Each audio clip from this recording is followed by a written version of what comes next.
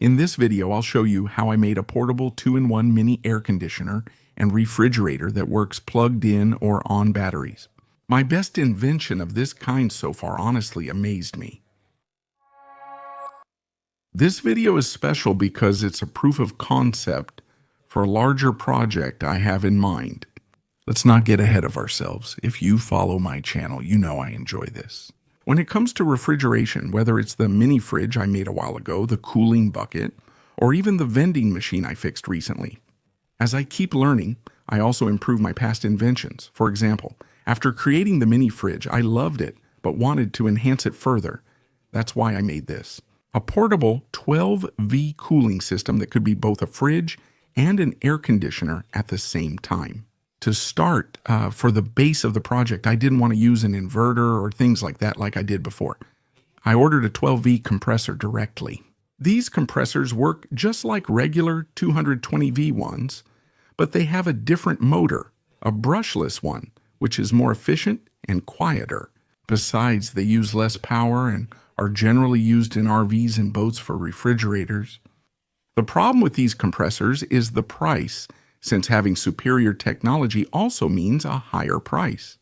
The motor is only a small part of the system. We need an evaporator, which gets cold. Once the gas evaporates, it passes through this part. I took this smaller one from a broken fridge and modified it by removing some coils because it was too big. Let's move on to the condenser, which is similar. Here, the gas, now a hot liquid, passes through. This part removes the heat.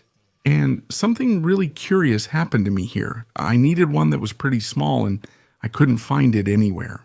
In the end, after searching, I found one that fit the size, but it was very thick. I thought, I'll buy it and then figure out how to cut it. Knowing it was still going to be really hard, I went to get it, and when I saw it, because of those things in life, it was a block. Yes, but the last row, let's say, was already cut, separated from the rest just the way I needed it. So it was just a matter of desoldering it, and that's it. I already had the capacitor.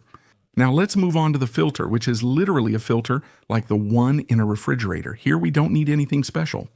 And the capillary. Yes, the capillary is a very thin copper tube that's responsible for atomizing the gas. Because the compressor manufacturer didn't provide measurements, I used an online table as a reference.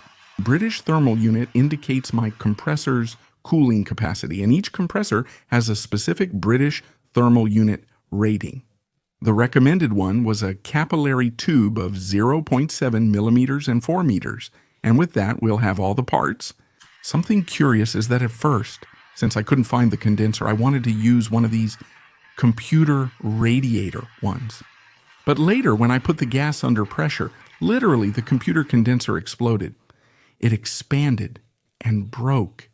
Basically, I joined the parts together with silver solder. I also soldered a valve to it so I could put the gas in through there. Finally, I filled it with gas after creating a vacuum to remove air from the system. I tested it and honestly it worked very well, but the other day it didn't anymore. I suspected a gas leak but couldn't find it, so I removed the controller to prevent damage to its electronic components. I filled a small cooler with water, submerged it, and found it leaked through the valve. I fixed it. All that remained was to put a casing on it so it wouldn't be exposed. I designed one. Honestly, it's pretty basic, but it served its purpose. On one side, it allowed air to come in, and on the other, it had a large outlet for hot air for the condenser. I used leftover filament to print everything, so it came out multicolored, but I painted it black afterward. It should also be noted that to cool and move the air, I used 2 computer fans, those regular ones, which also run on 12V, and together use a little less than 1A, so they were perfect. And with all this, I assembled the bottom part. As you can see, the whole system ended up in this box at the bottom, except for the evaporator, and that's for a reason. First of all, I sealed the airflow through the entire bottom part, since that part was going to be hot, using polyurethane foam. This is a good insulator and it's going to do the job very well. Moving on to the top part, I printed a small box to contain it. And here, let me make a parenthesis. If your printer leaves a lot of these little filament hairs, it's very easy to remove them. You just blow some hot air on it with anything, and that's it. For example, I made a printing mistake and the ring that should have been attached came off.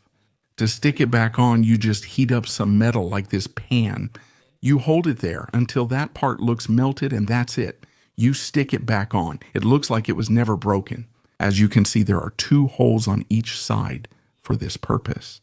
First of all, I put more foam all around the evaporator and I put the plastic box on. As the foam expands, it will stick on its own. Once we turn it on, that part will be fully isolated. And the fan? It will pull in air from one side, pass it through the cold evaporator, and blow it out the other side already cooled. And the rings are for the next step. Wanting to create a hybrid of a refrigerator and air conditioner, I needed a way to redistribute air similar to portable air conditioners.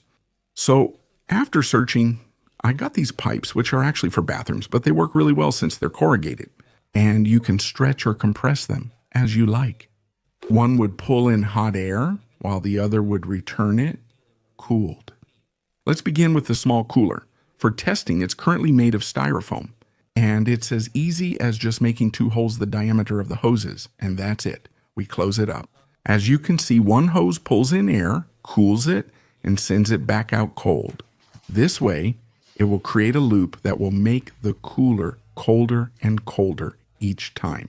I left it for a little while, and you could already see it starting to cool down.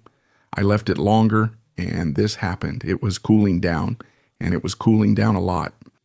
Remember, all of this is designed for portability and uses under 100 watts and at 12 volts, so you can connect it, for example, directly to the car, or use 12-volt batteries without using any kind of voltage converter or anything unusual. But the most interesting use for this is its air conditioning mode for camping, just like we did with the fridge.